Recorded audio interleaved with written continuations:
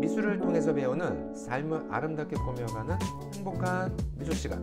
한눈에 팍팍팍 전체 지도매. 우리는 기초 디자인을 배웠고 색에 대해서 공부를 했었죠. 컬러링 하기를 통해서 우리는 색을 한번 연습해 보았어요.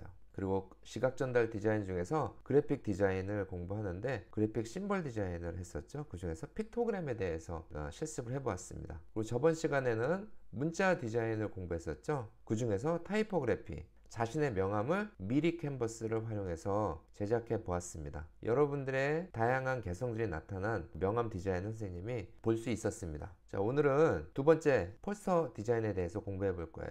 종류에 대해서도 공부해 보고 미리 캔버스를 활용해서 포스터 만들기를 해볼 겁니다. 주제는 베트남 호치민 관광 포스터 만들기를 해볼 거예요. 포스터 디자인 개념.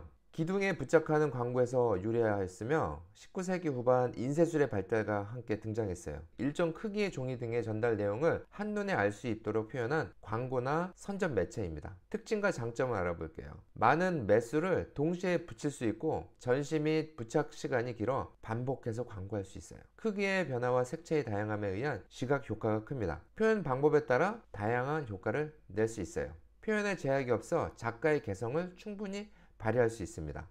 지속적 홍보가 가능하고 저렴한 비용으로 광고 효과를 노릴 수 있습니다. 최근에는 부착 시 벽이나 주변 환경과의 장식성도 강조되고 있어요. 조건을 알아볼게요. 간결성, 주목성, 전달성, 장식성이 좋아야 합니다. 색도수가 적어야 인쇄에 적합합니다. 조형 요소에 대해서 알아보도록 해요. 색깔은 집중 효과와 함께 주제를 보다 강하게 부각시켜주는 감각적 필수 요소예요.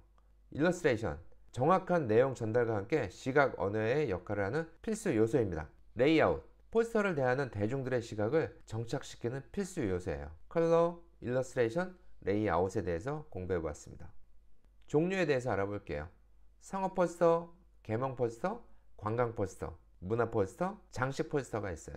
상업 포스터에 대해서 알아보도록 해요. 기업이나 백화점 등에서 상품 판매를 목적으로 제작되는 포스터예요. 상품에 대한 정보, 신제품의 등장 등 소비자에게 정보를 제공하고 기업에 대한 신뢰도와 지명도를 높이기 위하여 제작되는 포스터입니다. 예제의 포스터들을 아래에다 선생님이 배치해 보았어요. 광고 효과가 있겠죠? 이 포스터를 보고 많이 구매를 할 겁니다. 자, 맥도날드도 있고 펩시나 코카콜라 이러한 포스터를 볼 수가 있어요. 개몽 포스터, 사회 공공 캠페인이나 교육, 계몽 등 대중들에게 공공심을 불러일으킬 목적으로 제작됩니다. 이해와 설득보다는 직접적인 감정에 의한 행동을 유도하는 포스터예요. 다른 말로 사회적 포스터라고도 합니다. 아래의 포스터들을 보면은 우리가 생활 속 거리두기, 안전, 그리고 우리가 잊지 말아야 될 것들에 대해서 이제 포스터로 제작을 한 거예요. 자, 다음을 보도록 합시다. 관광 포스터, 목적지의 유명 관광지, 지역 특성, 지역 풍물이나 풍습, 전통 의식을 바탕으로 한 축제, 기타 행사의 주요 장면을 보여주는 포스터예요. 포스터의 내용을 통해 미지의 세계에 대한 그리움으로 관광 욕구를 유발시켜 관광을 유도하는 시각적 매체입니다. 용도상 주로 관광기관이나 여행사, 항공사, 특정 관광 전문 특화 지역 등에서 제작이 됩니다. 자, 서울의 도남은 나들이, 베트남 포스터 광고, 부여의 여행 광고들이 아래에 있습니다. 문화 포스터, 전시회, 박람회, 연극이나 영화, 음악회나 전시회 등의 개최를 알려 문화에 대한 관심과 내용을 전달하는 목적의 포스터예요. 문화 포스터는 해당 국가의 문화적 수준이나 예술성, 삶의 수준 등을 보여주기도 합니다. 행사 기간이 정해져 있기 때문에 일시와 제목, 장소 등의 정보 자료를 한눈에 이해할 수 있도록 제작해야 합니다. 장식 포스터, 대중과의 적극적인 커뮤니케이션을 유도하고 시각적인 즐거움을 부여하는 포스터입니다. 어떤 내용의 고지나 정보 전달, 신뢰감, 유도 등 뚜렷한 전달 목적을 가지지 않고 그 자체가 장식적인 기능을 갖는 포스터예요. 방에다 이런 포스터를 붙여놓으면 매우 시각적으로 아름답겠죠? 오늘 배운 내용 한눈에 정리. 오늘은 시각 전달 디자인 중에서 그래픽 디자인, 그 중에서 포스터 디자인에 대해서 공부했어요. 벽에 붙여서 광고하는 것을 얘기하죠.